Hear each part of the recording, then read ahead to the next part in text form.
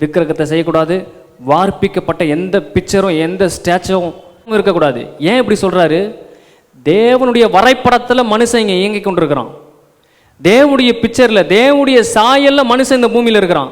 அதனால் வேற எந்த சாயலும் இங்கே தேவையில்லை. இந்த பூமிக்கு வேற எந்த ஒரு சொரூபமும் எந்த சாயலும் எந்த தெய்வமும் தேவையில்லை.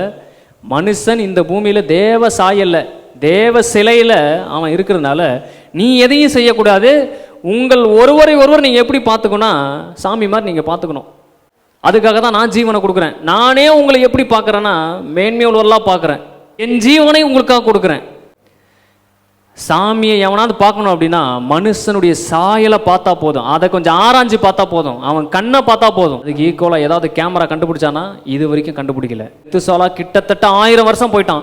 1000 வருஷமும் அவனுடைய ஹார்ட் இயங்குது, அவனுடைய லங்ஸ் இயங்குது, அவனுடைய கிட்னி இயங்குது. நம்மளுக்கு 10, 15, 20 தாண்டோன்னு முட்டிக்கிட்டுலாம் தேஞ்சு எங்கடா முட்டி டாக்டர், எங்கடா ஹார்ட் டாக்டர், எங்கடா கிட்னி டாக்டர்னு தேட ஆரம்பிச்சிடுறோம். இதெல்லாம் ஏன் நடக்குது? இப்படியா தேவன் படைச்சாரு? அவர் மனுஷனை செம்மையாய் படைத்தார். ஏன் இதெல்லாம் வருது? தேவனுடைய சாயலை நம்ம மறக்கிறோம். ஏதோ ஒரு இடத்துல நான் தேவனுடைய சாயலில் படைக்கப்பட்ட மனுஷன் அப்படின்றத மறந்துடுறோம்.